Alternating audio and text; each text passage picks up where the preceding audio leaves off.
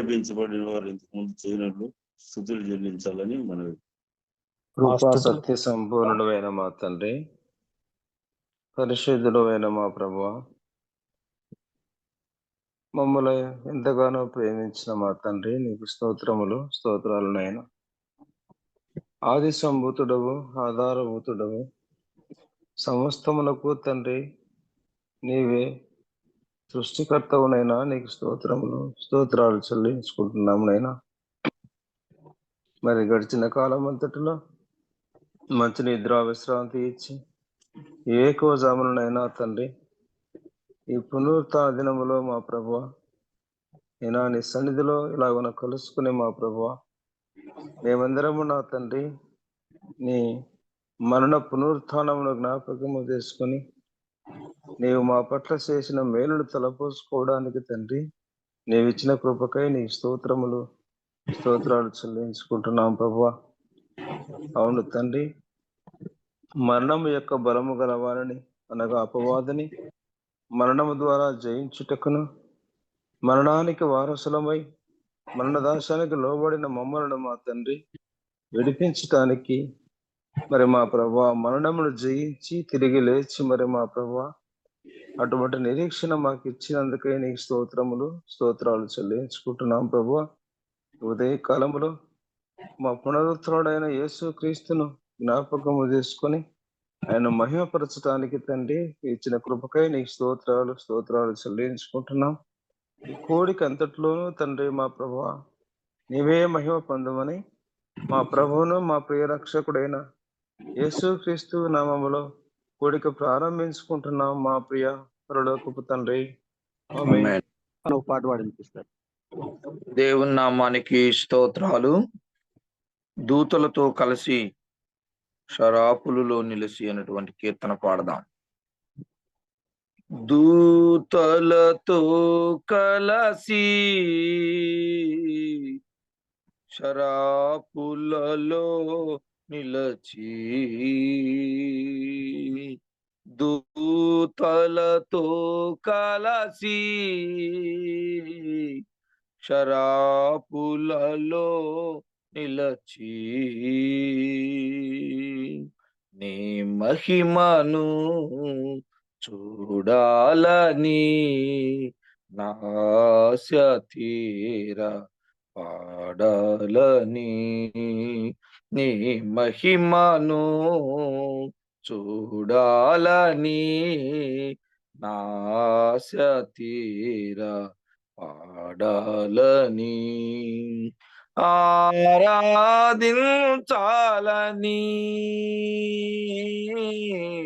ఆస్వాదించాలని,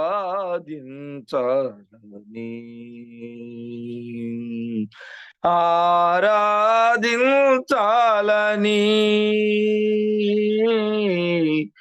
ఆస్వాదించాలని, దూతలతో కలసి షరాపులలో నిలచి, అత్యున్నతమైన సింహాసనమందు ఆసీనుడవై ప్రభు నీవుండగా, అత్యున్నతమైన సింహాసనమందు ఆసీనుడవై ప్రభు నీవుండగా, నీ చొక్కాయి అంచులు దేవాలయమే నిండగా, నీ చొక్కాయి అంచులు దేవాలయమే నిండగా, నీ మహిమను చూడాలని నాశ తీరా పాడాలని, నీ మహిమను చూడాలని నాశ తీరా పాడాలని, ఆరాధించాలని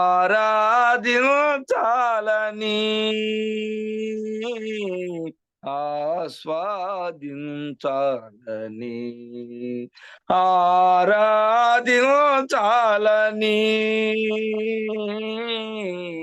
ఆస్వాదించాలని దూతలతో కలసి శరాపులలో నిలచి ఆరాధించాలని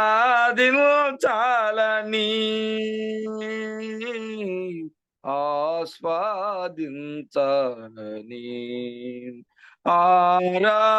ఆరాధించాలని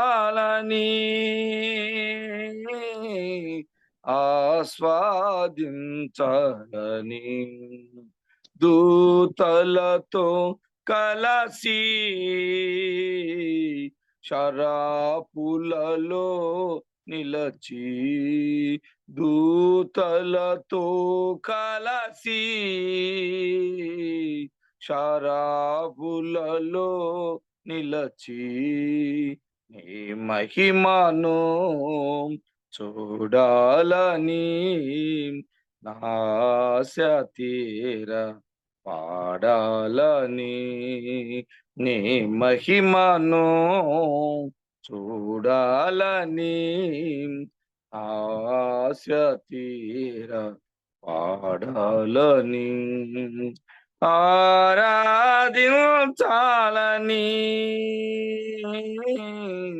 ఆస్వాదించాలని ఆరాధించాలని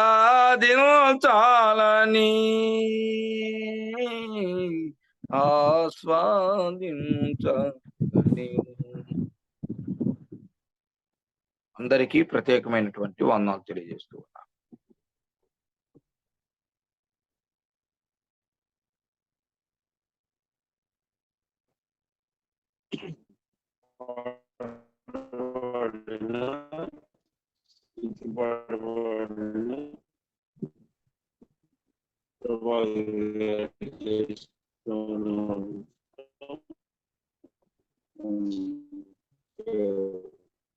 మీ వాయిస్ వినపడటం లేదు.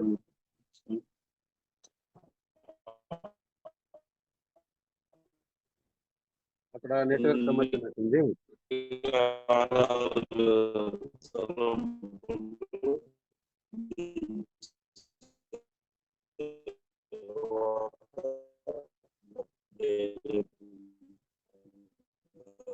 అంకుల్ మీ వాయిస్ అర్థం కావట్లేదు.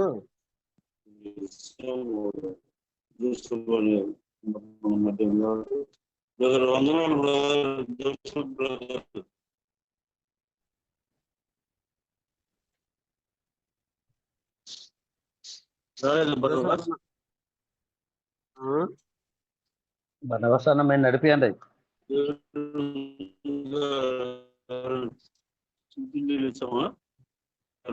అంకుల్ అంకుల్ మీ వాయిస్ వినపడట్లేదు. మీరు మీట్లోకి వెళ్ళండి.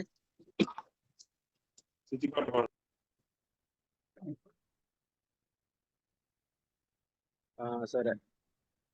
జగద్గిరిగుట్ట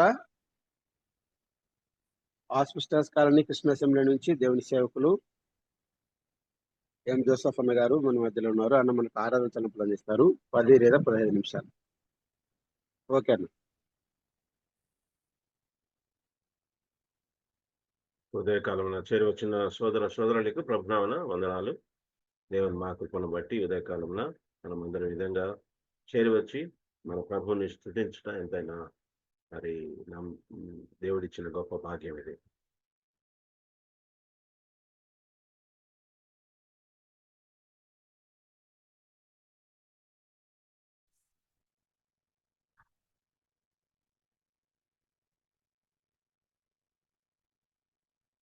లూకాసు వార్త 23:46 44 నుంచి మనం చదువుకున్నాం. అప్పుడు రమారామి మధ్యాహ్నం ఆయన అది మొదలుకొని 3 గంటల వరకు ఆ దేశం అంతటి మీద చీకటి కమ్మెను. సూర్యుడు అదృశ్యుడాయను, నిర్భాలైపు తెర నడిమికి చిరిగాను. అప్పుడు యేసు గొప్ప శబ్దంతో కేక వేసి, తండ్రి నీ చేతికి నా ఆత్మను అప్పగించుకొంచున్నాను ఆయన ఇలాగ చెప్పి ప్రాణము విడిచినని ఇక్కడ మనం చూస్తుంటున్నాం. కనుక 4 అంశాలు అక్కడ కనిపిస్తున్నాయి. అంధకారము, ఆలయ ప్రవేశము, అధికారము, అంగీకారం అని 4 సంగతులు మనం చూస్తున్నాం. అక్కడ మనం చూసినట్లయితే అక్కడ రామారామి మధ్యాహ్నము ఆయను 12 అయింది. అది మొదలుకొని 3 గంటల వరకు ఆ దేశం అంతటి మీద చీకటి కమ్మెను. కనుక సూర్యుడు అదృశ్యుడాయను అని మనం చూస్తుంటున్నాం. కనుక కటిక చీకటి కమ్మింటున్నది. ఇది చాలా మంది సూర్య గ్రహణం అంటారు, కానీ సూర్యగ్రహణం ఆ చీకటి కేవలం 5 నిమిషాలే ఉంటది.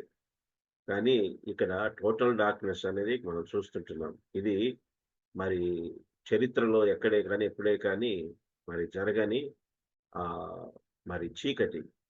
కోర్స్ మనము ఐగుప్తులో మనము చూసినట్లయితే అక్కడ 3 దినాల మరి చీకటి ఉన్నది, కానీ ఇక్కడ 3 గంటల చీకటి కనిపిస్తుంటున్నది. కనుక క్రీస్తు యొక్క మరి మరణము ముందు ఈ యొక్క సంఘటన జరిగినట్టుగా మనం చూస్తుంటున్నాం. లోకములోని మరి ఆ యొక్క పరిస్థితి అది తెలియచేస్తున్నది. మనము సాతానుడు మానవుని యొక్క మనోనేత్రాలకి గుడ్డితనము కలుగు చేశాడు అన్నది అంధత్వము, అంధకారము మన జీవితాలలో నింటి ఉన్నది. అంతేకాదు పేతురు రాసిన మొదటి పత్రిక 2వ అధ్యాయం 9వ వచనంలో చీకట్లో నుంచి వెలుగులోనికి పిలిచిన వాని గుణాతిశయములు ప్రచురం చేయనిమిత్తం అంటున్నాడు. కనుక మనమంతా చీకటిలో ఉన్నవారము, కనుక ఆ పరిస్థితి మనకు తెలియచేస్తున్నది. కానీ మనకు తన వెలుగును నింపడానికి యేసు ప్రభు ఈ లోకానికి వచ్చాడు. వెలుగులోనికి పిలవడానికే మనల్ని ఆయన ఈ లోకానికి వచ్చాడు. మన మీద వెలుగును ప్రసరింప చేయడానికే యేసు ప్రభు ఈ లోకానికి వచ్చాడు అన్నది ఇక్కడ మనం స్పష్టంగా చూస్తుంటున్నాం. రెండవది మనం చూస్తే అక్కడ గర్భాలయపు తెర నడిమికి చినిగేను. తెర చినిగిపోయింది, భూకంపము కలిగినది. ఆ తర్వాత తెర చినిగిపోయినట్టుగా మనం చూస్తుంటున్నాం. నిజానికి ఈ తెర మరి అతి పరిశుద్ధ స్థలాన్ని వేరుపరిచేదిగా ఉంటున్నది. యాజకులు కేవలము పరిశుద్ధ స్థలం వరకే వెళ్ళగలరు. కనుక అక్కడ మరి ఆ యొక్క దీపస్తంభమును, ఆ యొక్క ఒత్తులు కత్తిరించే విషయంలో, నూనె పోసే విషయంలో వాళ్ళు అక్కడ పని చేస్తారు. సముఖపు రొట్టెల బలలో ఆ యొక్క రొట్టెలను మార్చడానికి వాళ్ళు వెళ్తారు. కనుక వారికి ఆ ప్రవేశం ఉన్నది. కానీ అతి పరిశుద్ధ స్థలంలోకి పరిశుద్ధ యాజకుడే ప్రవేశించగలడు అని మనం చూస్తుంటున్నాం. కానీ యేసు ప్రభు చనిపోక ముందు ఆ యొక్క గర్భాలయపు తెర నడిమికి చిరిగినట్టుగా మనం చూస్తుంటున్నాం. ఫిబ్రవరి 10, 19, 20లో మనం చూసినట్లయితే అక్కడ ఆయన శరీరం అనే తెర ద్వారా మనకు ప్రవేశం ఏర్పడినట్టుగా అక్కడ రాస్తుంటున్నాడు. అది ఒక నూతన మార్గాన్ని తెలియజేస్తూ ఉంటున్నాడు. కనుక క్రీస్తు యేసు యొక్క మరణము ద్వారా మనకు ఏర్పరచబడిన ఆ యొక్క ప్రవేశము అక్కడ తెలియజేస్తూ ఉంటున్నది. సహోదరులారా, యేసు మన కొరకు ప్రతిష్ఠించిన మార్గమున, అనగా నూతనమైనదియు జీవము గలదియు ఆయన శరీరమును తెర ద్వారా ఏర్పరచబడినదియునైన మార్గమున ఆయన రక్తం వలన పరిశుద్ధ స్థలమునందు ప్రవేశించుటకు మనకు ధైర్యము కలిగి ఉన్నది. గనుకను మానవుని యొక్క ప్రవేశము లేక దృష్టి ఆ యొక్క ఇత్తడి బలిపీఠం నుంచి ప్రారంభమవుతుంది. ఏ యాజకుడైనా, ఏ మనుషుడైనా అక్కడ వారి యొక్క దృష్టి ప్రవేశము అక్కడ కనిపిస్తుంది. కానీ దేవుని యొక్క ప్రవేశము అతి పరిశుద్ధ స్థలం నుంచి ఆయన యొక్క దృష్టి అక్కడి నుంచి ప్రారంభమయ్యేదిగా మనం చూస్తుంటున్నాం. మందసము కరుణాపీఠం మీద ఆసీనుడైన ఆ యొక్క ప్రభు యొక్క దృష్టి ప్రవేశము మనకు అక్కడ కనిపిస్తుంటున్నది. కనుక మన ప్రభు అయిన క్రీస్తు ఆయన చనిపోయినప్పుడు ఈ గర్భాలయపు తెర చినిగిపోయిందిగా మనం చూస్తుంటున్నాం. ఏ యాజకుడైనా ఆ కరుణాపీఠాన్ని, ఆ మందసాన్ని చూడగలిగిన ఆ భాగ్యము దొరికినట్టుగా మనం చూస్తుంటున్నాం. అయితే మూడవదిగా మనం చూసినట్లయితే ఆయనకున్న అధికారం. ఆ మాట మనం చూస్తాం కదా, తండ్రి నీ చేతికి నా ఆత్మను అప్పగించుకొంచున్నాను. ఆయన ఇలాగూ చెప్పి ప్రాణము విడిచెను. అంటే ఆయన ప్రాణము విట్టుటకు అధికారము కలదు, దాన్ని తిరిగి తీసుకొనుటకు అధికారము కలదు. ఎవరు ఆయన్ని చంపలేరు, ఎవరు ఆయన్ని మరి ఆయన ప్రాణం తీసుకోలేరని దీన్ని బట్టి మనకు స్పష్టంగా అర్థమవుతుంది. అందుకని 4 సందర్భాలలో తన్ను తానే అనే మాట అక్కడ చెప్పబడి ఉంటున్నది. ఎవరి బలవంతము లేకుండా అనే మాట అనే అర్థము మనకు వస్తుంటున్నది. కనుక తను తానే అప్పగించుకొనెను, తను తానే అర్పించుకొనెను. ఆ మాటలు చూస్తాం. ఫిలిప్పీయులకు రాసిన పత్రిక 2వ అధ్యాయము 7వ వచనంలో మనం గమనించినట్లయితే అక్కడ మరి యేసు ప్రభు తన్ను తాను రిక్తునిగా చేసుకొనెను, మనుషుల పోలికగా పుట్టి దాసుని స్వరూపమును ధరించుకొని తన్ను తానే రిక్తునిగా చేసుకొనెను. Emptied himself. రిక్తుడు అంటే ఖాళీగా చేసుకుని, అన్నీ కలిగిన వాడు ఏమీ లేనివాడుగా రిక్తుడిగా మరి తన్ను తానే రిక్తునిగా చేసుకొనెను. కనుక యేసు ప్రభు ఆయన దేవునితో సమానంగా మరి ఉన్నవాడు. అది విడిచిపెట్టకూడని భాగ్యమని ఎంచుకొనక ఎంతగా తన్ను తాను తగ్గించుకొని మరి ఈ లోకానికి వచ్చాడన్నది ఇక్కడ స్పష్టంగా కనిపిస్తుంటున్నారు. కనుక తను తానే రిక్తునిగా, అది క్రీస్తు వైపు తెలియజేస్తున్నది. క్రీస్తు యొక్క ఆలోచనని, క్రీస్తు యొక్క మరి ఆ యొక్క తగ్గింపును మనకు స్పష్టంగా మరి అది తెలియజేస్తూ ఉంటున్నది. కనుక మన నిమిత్తము ఏమి లేని వాడుగా అయ్యాడు, అన్ని కలిగిన వాడు ఏమి లేని వాడుగా అయ్యాడు. ఎందుకని అంటే ఆయన మనకి తనకున్న సమస్తాన్ని దయచేయ నిమిత్తమే. కనుక క్రీస్తు యేసు ద్వారా మనకు సమస్తమును మనము కలిగి ఉండే కృపను ఆ దేవుడు క్రీస్తు ద్వారా మనకు దయచేయాలని ఆయన ఈ లోకానికి పంపించాడు. కనుక రెండవది మనం చూస్తే ఫిలిప్పీయులకు రాసిన 2వ అధ్యాయం 8వ వచనము, మరియు ఆకారమందు మనుషుడుగా కనపడి మరణము పొందినంతగా, అనగా శిలువ మరణం పొందినంతగా విధేయత చూపిన వాడై తను తానే తగ్గించుకొనెను. క్రీస్తు యొక్క విధేయత కనిపిస్తున్నది. క్రీస్తు యొక్క విధేయత కనిపిస్తున్నది ఎంతవరకు అంటే మరణము పొందినంత, అనగా దేవుని యొక్క చిత్తాన్ని నెరవేర్చడానికి ఆయన ఏమాత్రం వెనకాడలేదు. ఆయన సంపూర్ణంగా సమర్పించుకోవడానికి శిలువ మరణం పొందినంతగా ఆయన విధేయత చూపినట్టుగా మరి తను తాను తగ్గించుకున్నాడు. కనుక అన్ని అత్యున్నత సింహాసనంపై ఆసీనుడైన దేవుడు, ఆకాశ మహాకాశములు పట్టజాలని మహా గొప్ప దేవుడు, మరి మహోన్నతుడు మహాగణుడైన దేవుడు ఆయన మరి ఎంతగా తగ్గించుకున్నాడంటే శిలువ మరణం పొందినంతగా ఆయన తగ్గించుకున్న క్రీస్తుగా మనం చూస్తుంటున్నాం. మూడవది మనం చూసినట్లయితే గలతీయులకు రాసిన పత్రిక 1వ అధ్యాయము 4వ వచనం చూస్తాము. మన తండ్రి అయిన దేవుని చిత్త ప్రకారమే క్రీస్తు మనల్ని ప్రస్తుతపు దుష్టకాలములో నుండి విమోచింపవలనని మన పాపముల నిమిత్తము తను తాను అప్పగించుకొని, ఇది మనుషుల వైపు తెలియజేస్తుంది, లేకుంటే పాపుల వైపు తెలియజేస్తున్నది. మన పాపముల నిమిత్తము తను తానే అప్పగించుకొనెను. కనుక క్రీస్తు మరి తాను ఇష్టపడే ఈ యొక్క మరణానికి అప్పగించుకున్నవాడు. ఎందుకంటే మనల్ని క్రీస్తు తండ్రి అయిన దేవుని చిత్తం కనిపిస్తున్నది. క్రీస్తు మనల్ని ప్రస్తుతపు దుష్టకాలములో నుండి విమోచింపాలని. కనుక ఈ దుష్టకాలం ఇది మనల్ని విమోచించడానికే, దేవుని యొక్క చిత్తము నెరవేర్చడానికే ఆయన మన పాపముల నిమిత్తం తాను అప్పగించుకొని,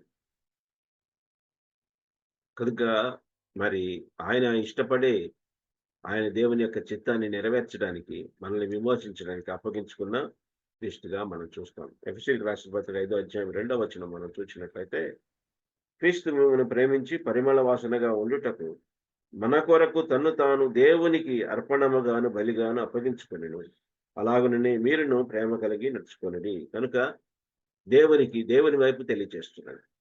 కనుక మరి ఈ దేవునికి పరిమళ వాసనగా ఉండుటకు దేవునికి అర్పణముగా బలిగా తాను అప్పగించుకొనెను.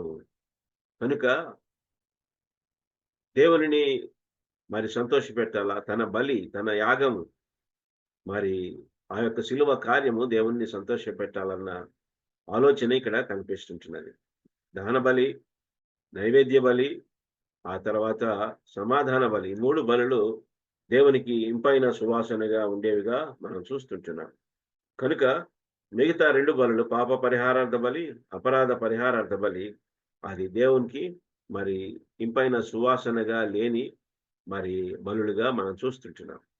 కనుక దేవుణ్ణి సంతోషపెట్టి ఇటు మనుషుని సంతోషపెట్టే ఆ బలుల యొక్క సారాంశం అక్కడ మనకు స్పష్టంగా కనిపిస్తుంటున్నది. మత్తయి సువార్త మనం చూస్తే మత్తయి సువార్త యొక్క సారాంశము అపరాధ పరిహారార్థ బలి. తర్వాత మార్కు సువార్తలో మనం చూస్తే అది పాప పరిహారార్థ బలిని తెలియజేస్తున్నది. లూకా సువార్త మనం చూస్తే అది సమాధాన బలిని తెలియజేస్తున్నది.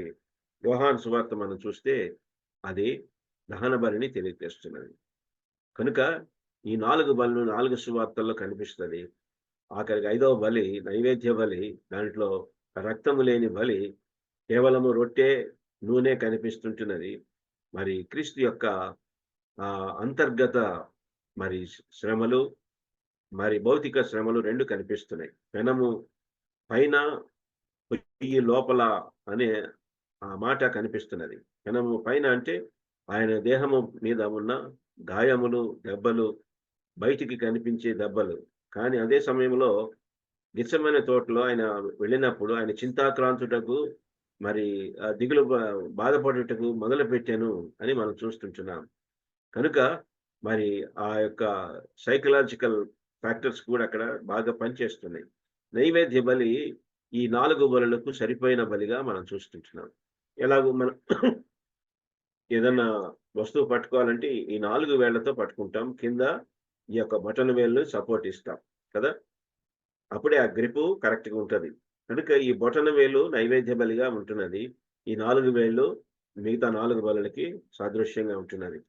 కనుక యేసు ప్రభు ఆయన యొక్క శిలువ మీద ఆయన చేసిన బలి ద్వారా దేవునిని సంతోషపెట్టిన వాడుగా మనం చూస్తుంటున్నాం. కనుక మరి దేవుని వైపు, దేవునికి అర్పణముగాను పరిమళ వాసనగా ఉండుటకు దేవునికి అర్పణముగాను బలిగాను అప్పగించుకున్న క్రీస్తుని ఇక్కడ మనం చూస్తుంటున్నాం.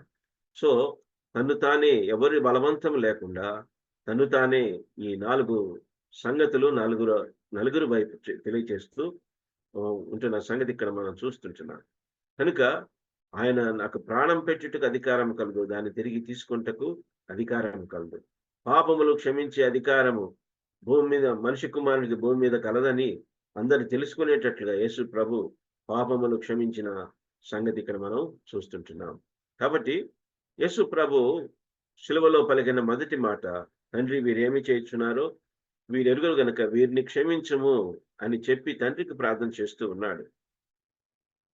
కానీ ఆయన శిలువకు పోకముందు అనేక మార్లు మరి నీ పాపములు క్షమించబడి ఉన్నవని యేసు ప్రభు అనేక మందితో చెప్పినప్పుడు పరిసయ్యులు శాస్త్రుల విషయంలో మరి అభ్యంతరపడ్డారు. దేవుడు తప్ప ఇంకెవరు క్షమించలేరు, ఆ అధికారం ఎవరికి లేదు అన్నట్టుగా వారు మాట్లాడుకుంటే యేసు ప్రభు చూచి మరి పాపములు క్షమించే అధికారము మనిషి కుమారుడికి భూమి మీద కలదని వారు తెలుసుకునేటట్లు ఆయన చెప్పినట్లు మనం చూస్తున్నాం. అయితే ఇక్కడ ఆయన పాపములు తండ్రి వీరిని క్షమించమని చెప్పిన మాట, అక్కడ ఆయన చేస్తున్న ప్రార్థన మనకేమి తెలియజేస్తుందంటే క్రీస్తు యొక్క మధ్యవర్తిత్వము, యాజకత్వము అక్కడ ప్రారంభమైనట్టుగా మనం చూస్తుంటున్నాం. దేవునికి నరులకు మధ్యవర్తి ఒకటి, ఆయన యేసుక్రీస్తును నరుడు అనే సంగతి మనకు వాక్యంలో కనిపిస్తుంటున్నది. కనుక ఆయన మధ్యవర్తిత్వము, మనకు ఉత్తరవాదిగా ఆయన ఉన్నాడు. మరి మనం చేసిన మరి పాపముల నిమిత్తము మరి ఆయన కార్చిన రక్తము మరి దేవునిని సంతోషపెట్టి దేవునిని మరి అంగీకరించే విధముగా ఆయన రక్తము చూపి అక్కడ దానిని ప్రొపిషియేషన్ అంటారు. కనుక మరి ఆ ప్రాయశ్చిత్తము మన నిమిత్తము జరిగిస్తూ మరి దేవుని మరి శాంతింపచేసి దేవుని సంతోషపెట్టే ఆ కార్యాన్ని అక్కడ మనము చూస్తూ ఉంటున్నాం. సరే, మెట్టుకు ఈ యొక్క క్రీస్తు యొక్క బలి మరి అక్కడ ఆ గర్భాలయపు తెర చినిగిపోయేటట్లు చేసింది. యాజకులు సైతము మరి ఆ యొక్క ప్రధాన యాజకుడు ఒక్కడే లోపలికి వెళ్ళి చేయగలిగిన వాడు, చూడగలిగిన వాడు. కానీ ఇప్పుడు యాజకులకు కూడా ఆ భాగ్యము దొరికినట్టుగా మనం చూస్తుంటున్నాం. 23 లూకా సువార్త 23:47 మనం చూసినట్లయితే అక్కడ మనకు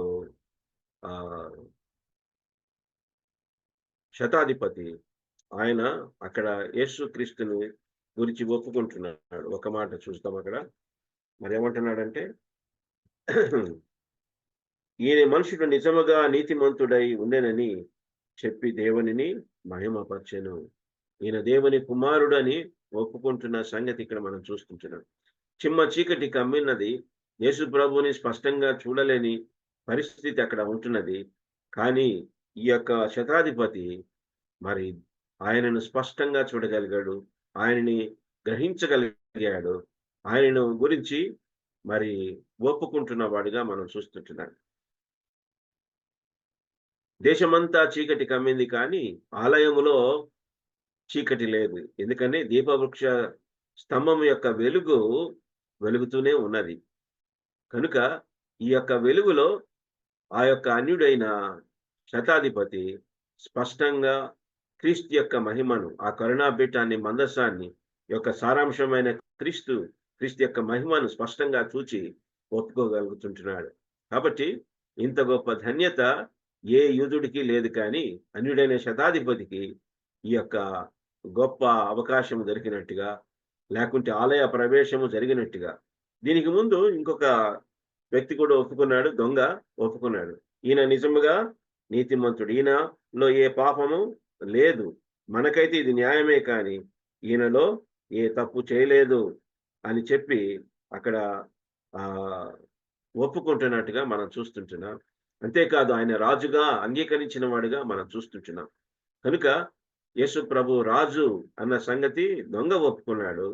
ఇక్కడేమో శతాధిపతి యేసు ప్రభు ప్రధాన యాజకుడు అన్న సంగతి కూడా ఒప్పుకుంటున్నాడు. నిజానికి ప్రధాన యాజకుడు అతి పరిశుద్ధ స్థలంలోకి వెళ్ళినప్పుడు అక్కడంతా చిమ్మ చీకటి, ఆయన ప్రోక్షించే రక్తము కూడా సరిగా దాని మీద పడుతుందో లేదో అన్న సంగతి కూడా తెలియదు. కనుక గుడ్డిగా మరి అక్కడ చేస్తూ వచ్చాడు. ఎందుకంటే మరి దీపవృక్ష స్తంభం యొక్క వెలుగు అతి పరిశుద్ధ స్థలంలోకి రాదు. కనుక ప్రధాన యాజకుడు అక్కడ చేసే పని అది చీకట్లోనే చేస్తాడు, గుడ్డిగా చేస్తాడు. కానీ ఇప్పుడు మనకైతే యాజకులమైన మనకు ఆ యొక్క దీపవృక్ష యొక్క స్తంభం యొక్క వెలుగులో, అనగా వాక్యపు వెలుగులో, పరిశుద్ధాత్మ మరి ప్రేరేపణతో, నడిపింపుతో మనం క్రీస్తు యేసును స్పష్టంగా చూచి ఆయన్ని ఆరాధించి మహిమపరిచే గొప్ప భాగ్యము దేవుడు మనకు దయచేశాడు. ఈ శతాధిపతి మరి నిజముగా ఆ యొక్క చిమ్మ చీకటిలో క్రీస్తు యేసును స్పష్టంగా చూడగలిగిన, అనగా వాక్యపు వెలుగులో, సహవాసములో, సముఖపు రొట్టెల వల్ల సహవాసం తెలియచేస్తుంది, సహోదర ప్రేమను తెలియచేస్తుంది. కాబట్టి మరి ధూపవేదిక మరి ఆరాధనని, ప్రార్థనని తెలియచేస్తుంది. కనుక క్రీస్తును స్పష్టంగా చూచి ఆయన మహిమపరిచి ఆరాధించే ఆ గొప్ప భాగ్యము మనకు దేవుడు దయచేశాడు. ముఖ్యంగా అనులమైన మనకు దేవుడు దయచేశాడు. అందుని బట్టి మనం ఎంతగానో దేవుని స్తుతించి, ఆయన ఏమై ఉన్నాడో దానిని బట్టి మనము ఆయనకి స్తోత్రము చెల్లిస్తూ, ఆయన మన కొరకు జరిగించిన గొప్ప శిలువ కార్యాన్ని, మరి ఆయన ఇచ్చిన రక్షణ నిత్య జీవాన్ని బట్టి మనకు ఆయనకు దేవునికి మరి కృతజ్ఞతాస్తుతులు చెల్లించే, మనము ఘనపరిచి హెచ్చించే కృపను దేవుడు దయచేశాడు. అక్కడే చూడండి మరి 45వ వచనంలో, చూచుటకై కూడి వచ్చిన ప్రజలందరూ జరిగిన కార్యములు చూచి రొమ్ము కొట్టుకొని తిరిగి వెళ్ళిరి. అక్కడ ఇంకొక గుంపు కనిపిస్తున్నది. వారు రొమ్ము కొట్టుకున్నారు కానీ తిరిగి వెళ్ళిపోయారు. దానివల్ల జరిగిన కార్యాలను చూచారు, రొమ్ము కొట్టుకుంటున్నారు కానీ తిరిగి వెళ్ళిపోయారు. ఇంకొక గుంపు ఏంటంటే, ఆయనకు నెలవైన వారందరూ గలీల నుండి ఆయన వెంబడించిన స్త్రీలను దూరముగా నిల్చుండి వీటిని చూచుచుండేరి. కొంతమంది చూస్తున్నారు, కొంతమంది జరిగిన కార్యాలను చూచి రొమ్ము కొట్టుకున్నారు, తిరిగి వెళ్ళిపోయారు. కానీ శతాధిపతి ఒక్కడే నిలిచి దేవుణ్ణి మహిమపరుస్తుంది. నువ్వు ఈ గుంపులో ఎక్కడ ఉన్నావు? కనుక దేవుని మహిమపరిచి ఆయన ఎవరో తెలుసుకొని, మరి వాక్యపు వెలుగులో క్రీస్తు ఎవరో తెలుసుకొని ఆయన మహిమపరిచే, ఆరాధించే ఆ గొప్ప భాగ్యము కలిగి ఉంటున్నామా లేదా అన్నది మనం పరీక్షించుకొని, ఆయనను నిజముగా ఎరిగిన వారమై, నిజముగా ఆయన ప్రత్యక్షత కలిగిన వారమై, మనము ఆ వాక్యపు వెలుగులో క్రీస్తు యొక్క మహిమలను చూచి మనం ఆరాధించి ఘనపరిచి హెచ్చించే వారముగా ఉన్నామా లేదా ఒకసారి పరీక్షించుకొని మనము దేవుని యొక్క కృపల ముందుకు సాగినట్లు దేవుడు మనకందరికీ సహాయం దయచేయండి. దేవుని మాటలు దీవించుగాక. ఎట్లుండగలను నీ పాట పాడక, ఎట్లుండగలను నీ పాట పాడక, పొందియున్నాటి మేలులకై, పొందియున్నాటి మేలులకై స్తుతి ప్రశంస పాడెదా. హల్లెలూయా, స్తుతి ప్రశంస పాడెదా, స్తుతి ప్రశంస పాడెదా. హల్లెలూయా స్తుతి ప్రశంస పాడేదా. సిలువలో నాకై రక్తము కార్చి, సిలువలో నాకై రక్తము కార్చి నన్ను రక్షించినావు ప్రభువా, నన్ను రక్షించినావు ప్రభువా. స్తుతి ప్రశంస పాడేదా. హల్లెలూయా స్తుతి ప్రశంస పాడేదా.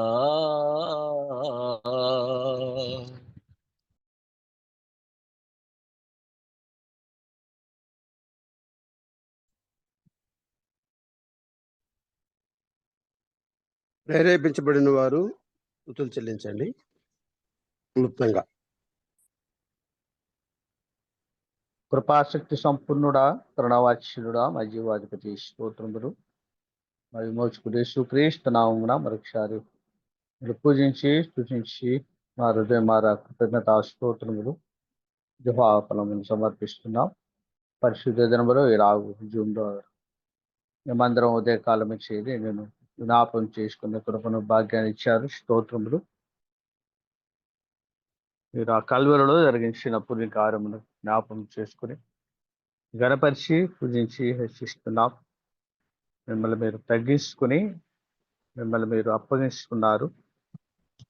సమస్తమునకు అధికారం కలిగిన వారైనప్పటికీ కూడా అది అప్పగించుకునుటలో తగ్గించుకునుటలో మీరు గొప్పవారుగా మేము చూస్తున్నాం.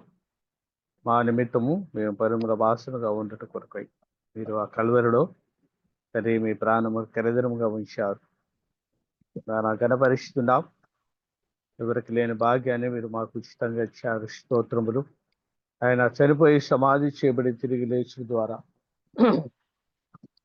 తండ్రి మేము కూడా తండ్రి ఆ పరిశుద్ధ స్థలములో ప్రవేశించడానికి అడ్డుగా ఉన్న తెరను మీరు ఎత్తివేసినందుకు ఆరాధించి వెలుగులో ప్రవేశించి ఆరాధించి బిడ్డగా మమ్మల్ని ఉంచారు.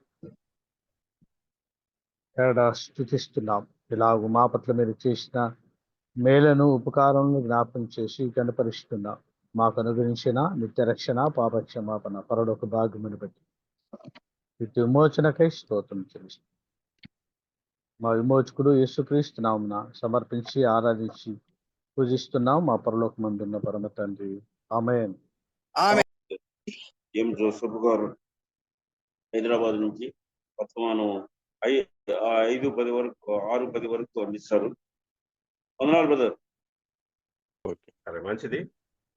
దేవుని యొక్క మహాకృపను బట్టి దేవుడు మనకు అనుగ్రహించిన మంచి సమయం కొరకే దేవునికి ఎంతగానో మనము వందనాలు చెల్లిస్తుంటున్నాం. ఆ దేవుని మహాకృపను బట్టి మరొకసారి ఈ మధ్య ఈ విధంగా వాక్యం చెప్పడానికి దేవుడు ఇచ్చిన కృపను బట్టి, సహోదరులు ఇచ్చిన అవకాశాన్ని బట్టి దేవుని ఎంతగానో తీసుకుంటున్నాం. పేతురు రాసిన మొదటి పత్రిక 2వ అధ్యాయము 5వ వచనం చూడండి. పేతురు రాసిన మొదటి పత్రిక 2వ అధ్యాయం 5వ వచనం. యేసుక్రీస్తు ద్వారా దేవునికి అనుకూలములకు ఆత్మ సంబంధమైన బలులు అర్పించుటకు పరిశుద్ధ యాజకులుగా ఉండినట్లు మీరును సజీవమైన రాళ్ల వలె నుండి ఆత్మ సంబంధమైన మందిరముగా కట్టబడుచున్నారు. కనుక మందిరము కట్టబడుట ఎట్లు? ఇంతకుముందు నాకు తెలిసి 4 సంగతులు మీతో పంచుకున్నాను. సంఘ నిర్మాణానికి కావలసిన 4 సంగతులు. స్తోత్రము, రెండవది మరి ఇక్కడ మనం చూసినట్లుగా సజీవమైన రాళ్ళు. సంఘ నిర్మాణానికి కావాల్సిన రెండవది సజీవమైన రాళ్ళు. మూడవది మనం గమనించినట్లయితే సత్యము లేక సువార్త. నాలుగవదిగా మనం చూస్తే దేవునితో మనము కలిగి ఉండవలసిన సంబంధం. క్రీస్తు యేసుతో మనం ఉంటే సంబంధంను బట్టి మరి కట్టబడే వారం.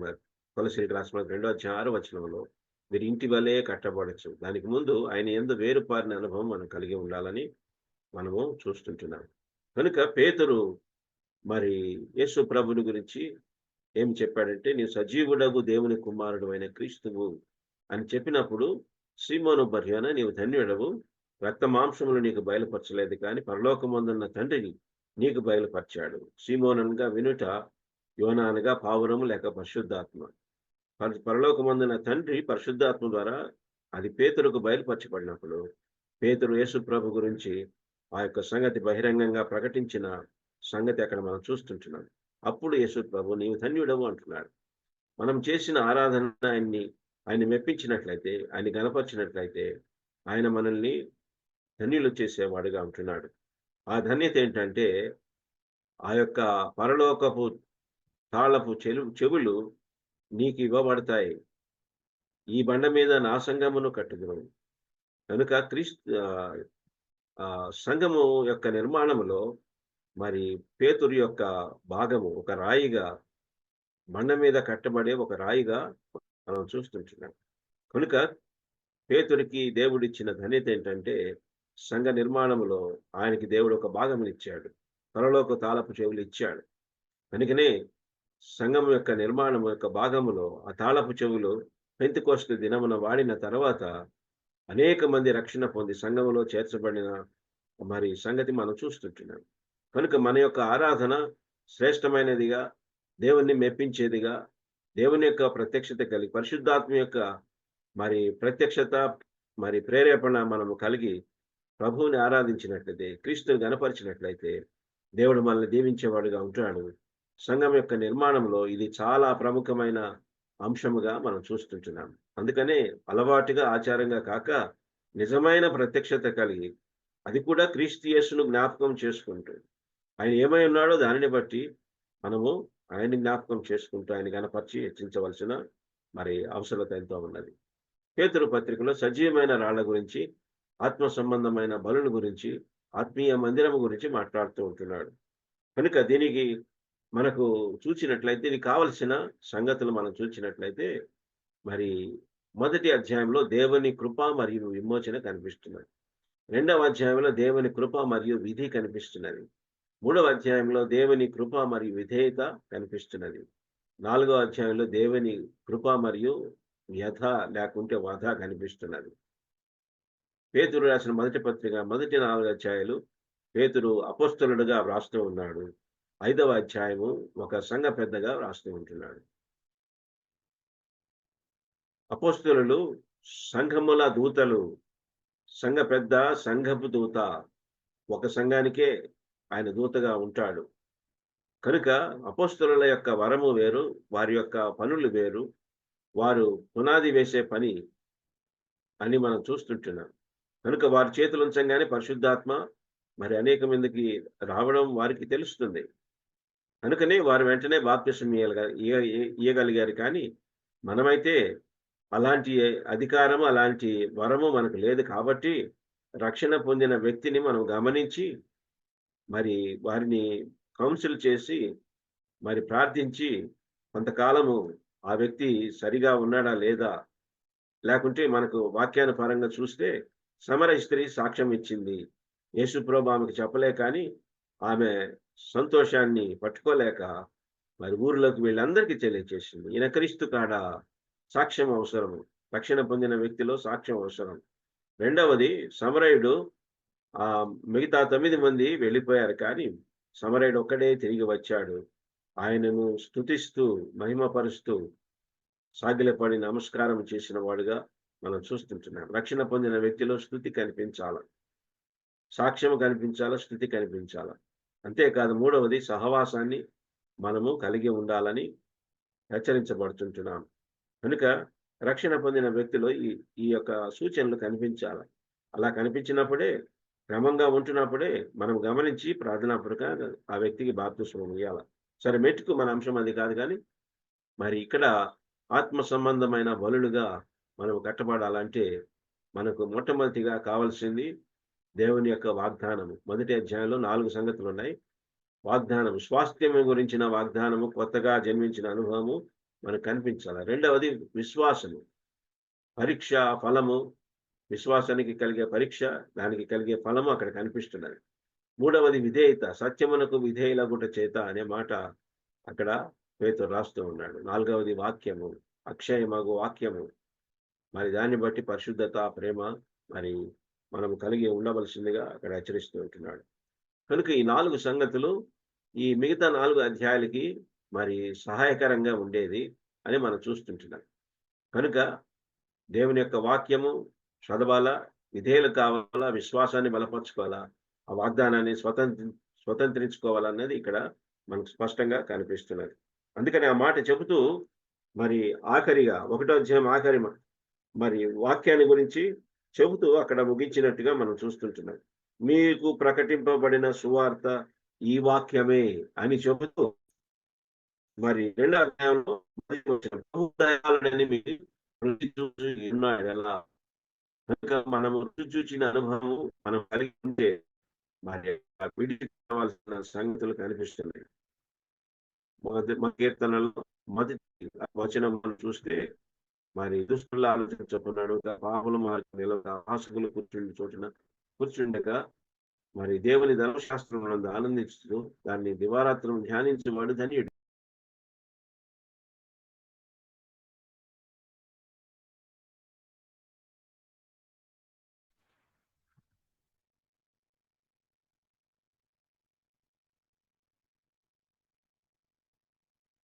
మనము చేయవలసిన సంగతులు అక్కడ కనిపిస్తూ ఉంటున్నాయి. సరే మెట్టుకు ఇక్కడ మనము గమనిస్తుంటున్నాం, ప్రభు దయాళుడని మీరు రుచి చూచి ఉన్నాడెలా. 37వ కీర్తనలో మనం చూస్తే అక్కడ మరి యెహోవా ఉత్తముడని మీరు రుచి చూచి తెలుసుకొనిడి, ఆయన యందు నమ్మిక ఉంచుడని చెప్తుంటున్నాడు. కనుక రుచి చూచిన వారు ఆయన నమ్మిక ఉంచాలా. రుచి చూచిన వారు మరి కొన్ని సంగతులు విడిచిపెట్టవలసి ఉంటున్నది. కనుక మరి అవి విడిచిపెట్టకపోతే కొత్తగా జన్మించిన శిశువుగా పోలి ఉండడము, లేకుంటే ఆ యొక్క నిర్మలమైన పాలను లేకుంటే వాక్యాన్ని అపేక్షించడము జరగదు. ఆకలి ఉండదు, కనుక ఆరోగ్యము ఉండదు.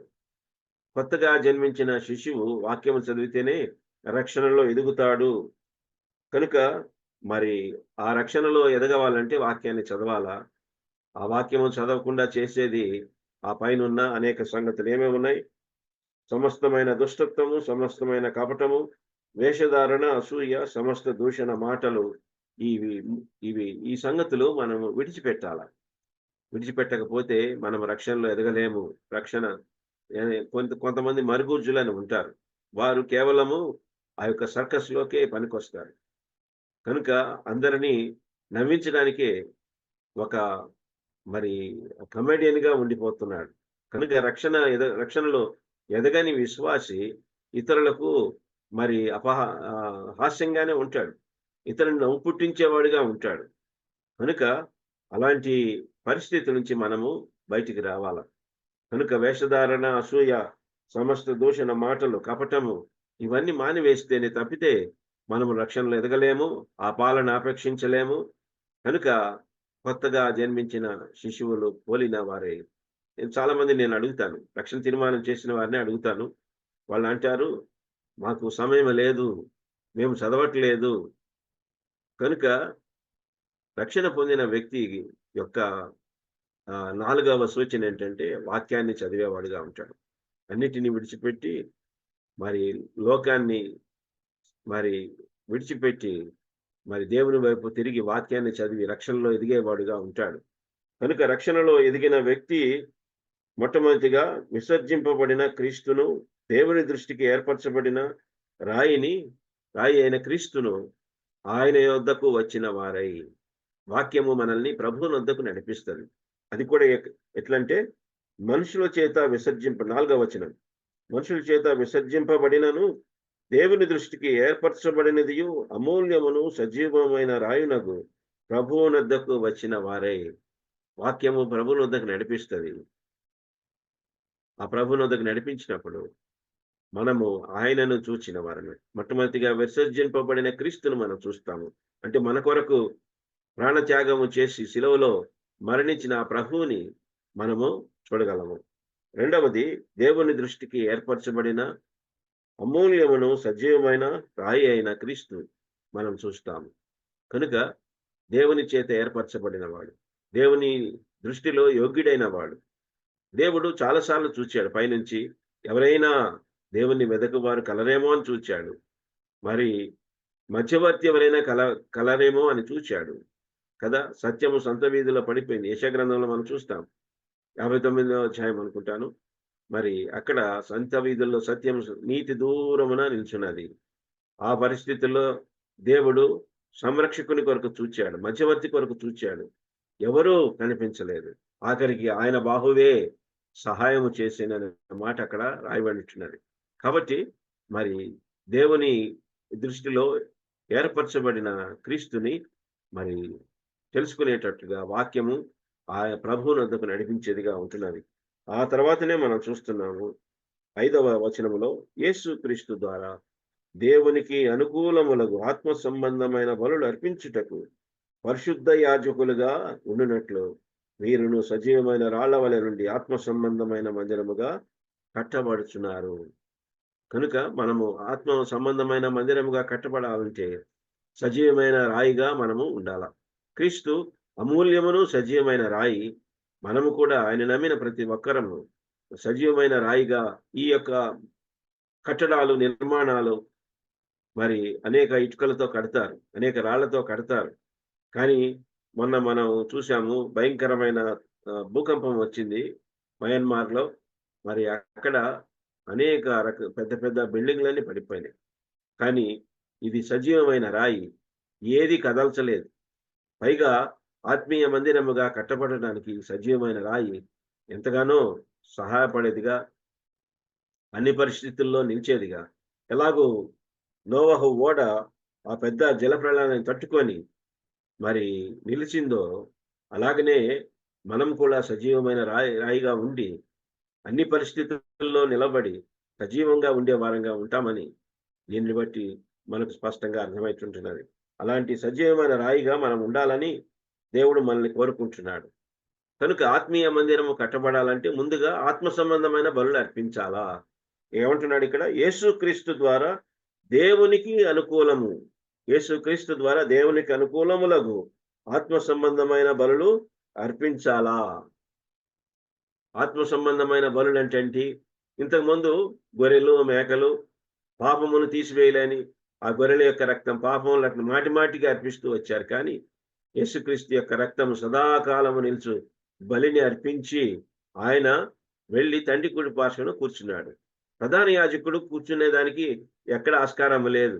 ఆ అతి పరిశుద్ధ స్థలంలో ప్రవేశించినప్పుడు మరి తనది కాని రక్తాన్ని తీసుకొని పోతున్నాడు. అంతేకాదు మరి అక్కడ పోయినప్పుడు గ్యారంటీ లేదు ఆయన బతుకుతాడో చచ్చిపోతాడో. ఎందుకంటే మరి అక్కడ ఆయన పాపం ఏమై ఉంటున్నదో దేవునికి తెలుసు. కాబట్టి మరి ఆయనకు ఒక తాడు కడతారు.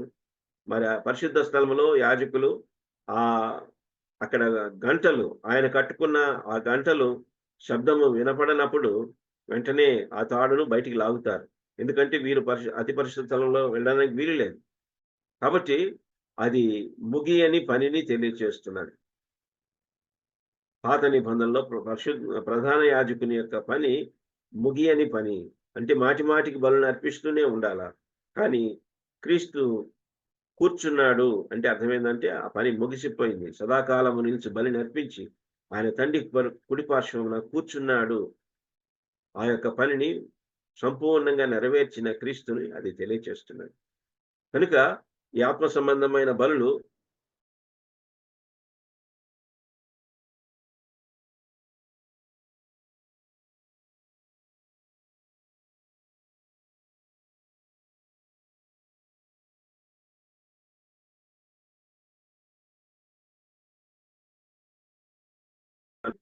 మరి రాజులైన యాజకత్వం. ఇంతకుముందు రాజుకి ఈ యొక్క భాగ్యము లేదు. 27వ కీర్తనలో మనం చూస్తే మరి దేవుని సన్నిధిలో ఒక్క దినము గడపాలని, ఒక్కసారి అయినా ఆయన యొక్క సౌందర్యాన్ని చూడాలని ఎంతగానో ఆశించిన కీర్తనాకారుడికి ఆ భాగ్యం దొరకలేదు. ఒకసారి ఉజ్జియా ఏం చేశాడంటే, తాను యాజకత్వం జరిగించడానికి ఆయన ఇష్టపడి ఆలయంలోకి వెళ్ళినప్పుడు దేవుని యొక్క శాపానికి గురైన వాడుగా, దేవుని యొక్క కోపానికి గురైన వాడుగా మనం చూస్తున్నాము. జీవిత కాలమంతా మరి పుష్టివాడిగా ఉండిపోయిన పరిస్థితి అక్కడ మనం చూస్తుంటున్నాం.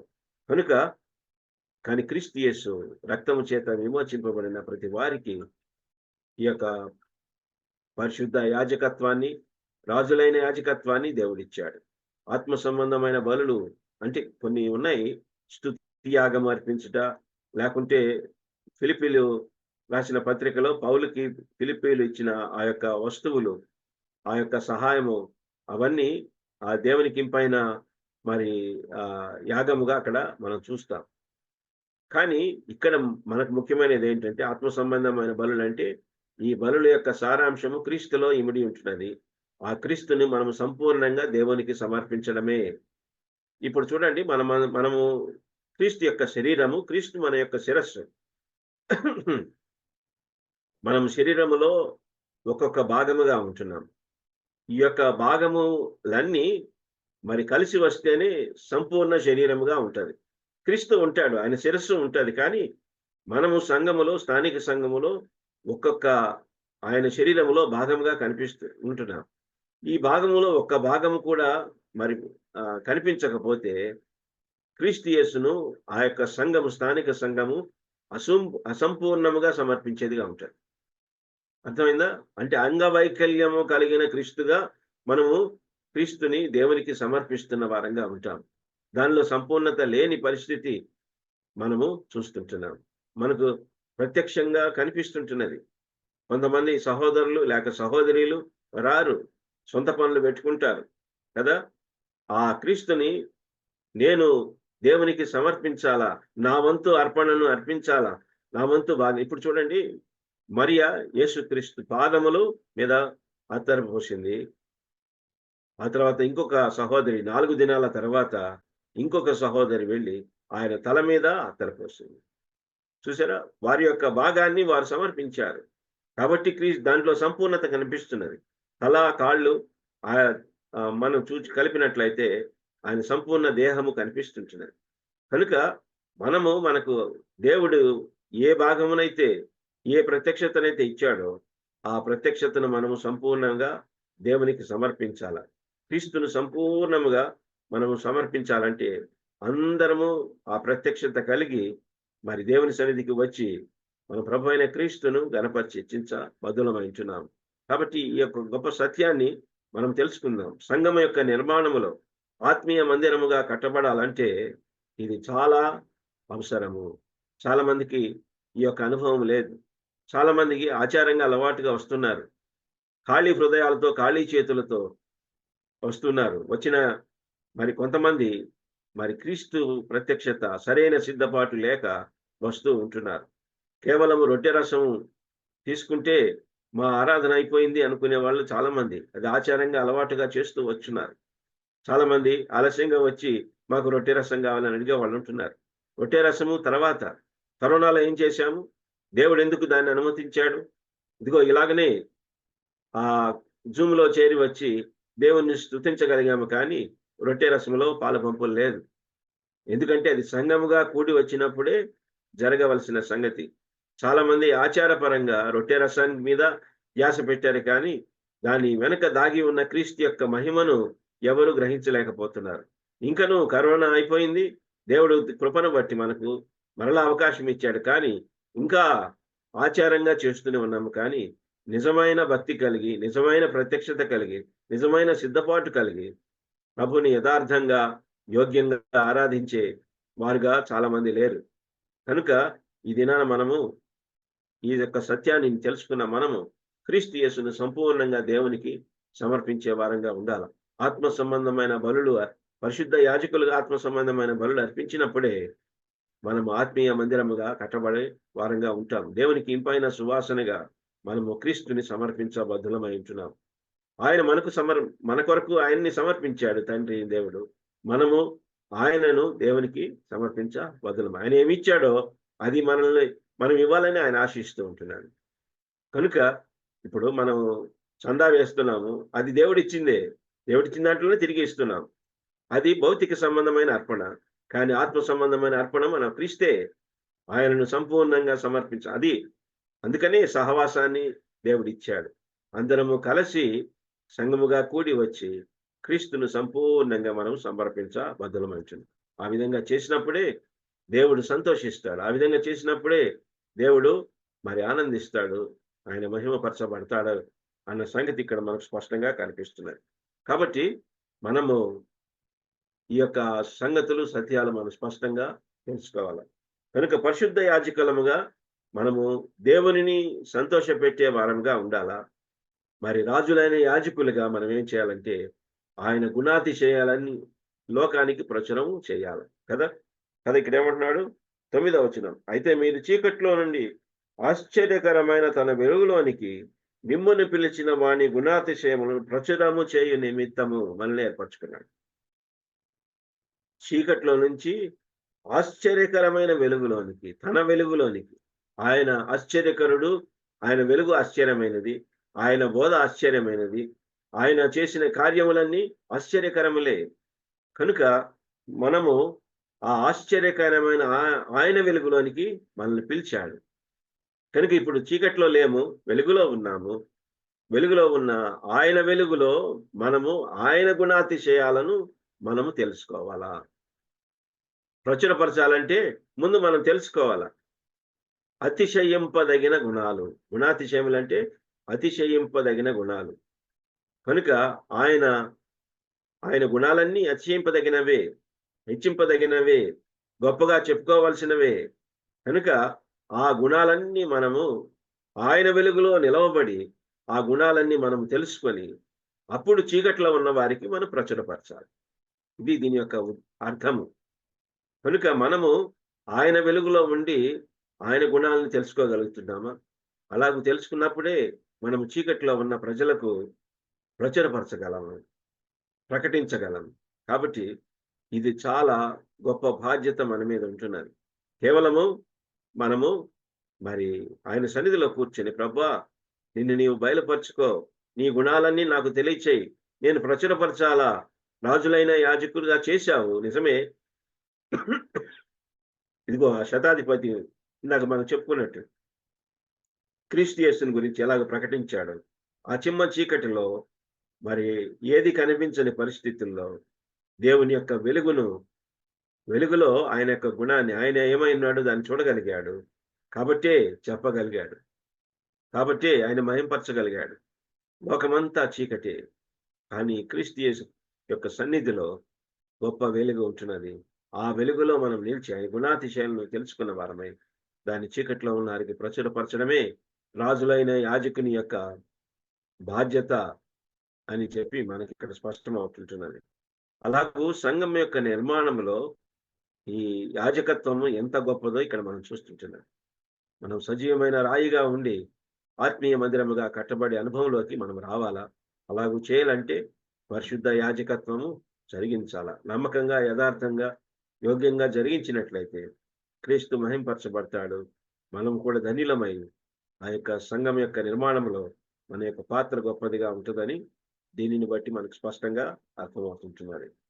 అలాగే రాజులైన యాజకులుగా మనము ఆయన వెలుగులో నిలిచి ఆయన గుణాలను తెలుసుకొని ఆ గుణాలని చీకట్లో ఉన్న వారికి ప్రచురపరచవలసిన అవసరత ఎంతైనా ఉన్నది. కాబట్టి అలాగూ మన యాజకత్వాన్ని నమ్మకంగా జరిగించి దేవుడిచ్చిన గొప్ప భాగ్యాన్ని, బలాన్ని బట్టి, ఆ యొక్క క్రీస్తుతో మనకున్న బంధాన్ని బట్టి మనము మన యాజకత్వాన్ని నమ్మకంగా జరిగించి ఆయన నామహిమార్థమై సంఘం యొక్క నిర్మాణంలో మనము మరి చురుకుగా ఉంటూ ఆ నిర్మాణంలో మనము మరి భాగస్థలమై మరి ఆ యొక్క సంఘం యొక్క క్షేమం కొరకు, అభివృద్ధి కొరకు ప్రయాసపడే వరంగా ఆ సంఘం యొక్క సంపూర్ణత ఎఫెసీయులకు రాసిన 4వ అధ్యాయంలో మనం చూస్తాం. సంఘము క్షేమాభివృద్ధి చెందినట్లు పరిశుద్ధులు సంపూర్ణులగునట్లు. కనుక ఆ సంపూర్ణతలోకి సాగి వెళ్ళాలా. దేవుడు మనకు అన్ని విధాలుగా సపోర్ట్ ఇచ్చాడు. మొదటి అధ్యాయంలో అదే ఉన్నది, వాక్యం ఉన్నది కదా, విధేయత, విశ్వాసము, ఆ తర్వాత వాగ్దానం కూడా ఉంటున్నది. వాటన్నిటిని బట్టి మనము ఆ సంఘం యొక్క నిర్మాణంలో మనం చేయవలసిన పని చేస్తూ మరి నమ్మకంగా ఉండి దేవుణ్ణి మహింపరిచేటట్లు సంఘం యొక్క మరి నిర్మాణము పూర్తి అయ్యేటట్లు దేవుడు మనకు సహాయం చేయడానికి సిద్ధంగా ఉన్నాడు. ఆ సామర్థ్యం ఇవ్వడానికి సిద్ధంగా ఉన్నాడు. కాబట్టి వాటన్నిటిని మనం వినియోగించుకోవాలా. ముఖ్యంగా మన క్రీస్తును ఎలాగూ మనము దేవునికి అర్పిస్తున్నాం, సంపూర్ణంగా సమర్పిస్తున్నామా, మరి అసంపూర్ణంగా అంగవైకల్యము కలిగిన వాడిగా అర్పిస్తుంటున్నామా? ఇది మనము ఒకసారి పరీక్షించుకుందాం. యోగ్యమైన రీతిలో ఆయన ఆరాధించి సంఘం యొక్క నిర్మాణంలో మనము చురుకుగా ఉండునట్లు దేవుడు మనల్ని అందరినీ బలపరిచి నడిపించాక. దేవుడి మాటలు నిలిచాక.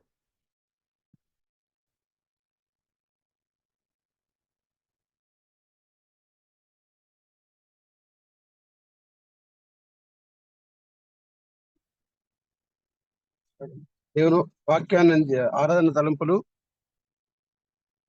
వాక్యం సందేశాన్ని అందించిన దేవుని సేవకులు ఎం జోసఫ్ అన్న గారికి మనందరి తరఫున ప్రభుత్వం తెలియజేస్తున్నాం. చివరిగా ముగింపు ప్రార్థన చేసుకున్నాము. ఫ్రాంక్లిన్ అన్న, అనంతపురం నుంచి ఫ్రాంక్లిన్ అన్న ముగింపు ప్రార్థన చేస్తున్నాం.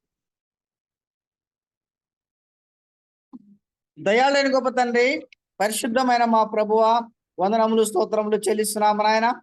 మా జీవితంలో మరొక నూతన దినం బహుమానంగా అనుగ్రహించారు. అంతేకాదు మా ప్రభు దినం పరలోకం నుంచి భూలోకానికి అరదించి ప్రభు నేను 33 ఈ లోకంలో జీవించి మా కొరకు ప్రాణం పెట్టి సమాధి తిరిగి సజీవుడుగా లేసిన మా ప్రభు అయిన యేసుని గుర్తు చేసుకున్న భాగ్యాన్ని ఇచ్చారని బట్టి స్తోత్రం చెల్లిస్తున్నాం. సహోదరు గొప్ప మాటలు మా మధ్యలో వినిపించారని బట్టి స్తోత్రం చెల్లిస్తున్నాము నాయన. అవునాయన, మీరు మాకు చేసిన మేలు నిత్యము జ్ఞాపకం చేసుకుంటూ మా జీవితాలు కొనసాగించే భాగ్యం దయచేయమని ప్రార్థన చేస్తున్నాము. స్వామి, సాయం దయచేయండి. ఈ ఉదయకాలము నాయన పరిశుద్ధ దినములో మమ్మల్ని సజీవులుగా ఉంచే స్తోత్రం చెల్లిస్తున్నాం ప్రభువా. ఇంతవరకు నాయన పరిశుద్ధమైన లేఖనముతో మమ్మల్ని హెచ్చరించారు. అందుని బట్టి మీకు వందనము స్తోత్రం చెల్లిస్తున్నాం. మేము గుడ్డివారిగా ఉండకూడదని మీరు హెచ్చరించారు నాయన, బట్టి స్తోత్రం చెల్లిస్తున్నాం. అన్ని అవయవాలు కలిగిన మేము ఆయన గుడ్డివారికి మీరు ఆరాధించడానికి ప్రార్థించడానికి మీరు కనిపించారు. అందుని బట్టి మీకే వందనం స్తోత్రములు చెల్లిస్తున్నాం ప్రభువా. నేను ఈ జూమ్ యాప్ లో కనెక్ట్ అయిన సహోదరులు అందరి నిమిత్తము ప్రార్థన చేస్తున్నాం. ఎవరికైనా ఏమైనా అవసరాలు ఉంటే మీరేనైనా మీ కృపలో జ్ఞాపకం చేసుకోమని ప్రార్థన చేస్తున్నాము. స్వామి, సాయం దయచేయండి ఆయన. ప్రత్యేకంగా జూమును వేయ ప్రయాస కొరకు బర్నబాస్ గారి కొరకు జ్ఞాపకం చేసుకోమని ప్రార్థన చేస్తున్నాం. సాయం దయచేయండి మా ప్రభువా. మొదటి నుంచి లాస్ట్ మీరు చక్కగా నడిపించారు. అందుని బట్టి మీకే వందనం స్తోత్రం చెల్లించుకుంటూ మీరు చేసిన మేలు ఉపకారం బట్టి మీకే స్తుతి స్తోత్రములు చెల్లించుకుంటూ మీ ప్రియ కుమారుడైన ప్రభు అయిన యేసే పరిశుద్ధ నామమున స్తుతులు చెల్లించి నేను ఆరాధిస్తూ మొరపెడుతున్నాము తండ్రి. ఆమెన్. అందరికి వందనాలు సార్. వందనాలు. పాలంకులు ముగిస్తారా? సరే, దేవుని సేవకులు జోసఫ్ అన్నకి వందనాలు చెప్పి సెలవు తీసుకున్నాము. అందరికీ వందనాలు. పాలంకుల దగ్గర కొంచెం నెట్వర్క్ సమస్య ఉంది. ఓకే.